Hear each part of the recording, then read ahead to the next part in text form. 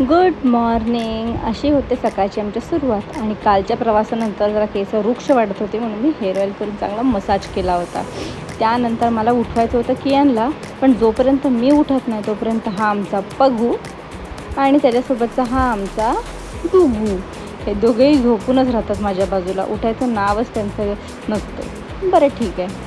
त्यानंतर मी फ्रेश होत असताना मी काय बघितलं तर माझ्या गालावर एक आलेला आहे हा छोटासा पाहुणा. ते येतच असतात म्हणे, आता काय करायचं.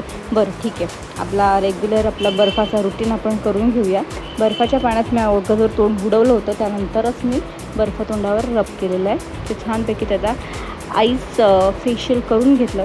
तोंड बिंड सगळं स्वच्छ धुवून घेतलं आणि गरम गरम आईने आम्हाला खिचडी दिली होती, कारण आज नाश्त्याला आमच्याकडे साबुदाण्याची खिचडी होती. ते सोडून कियानला कोणीतरी चॉकलेट दिलं, ते तो खात होता.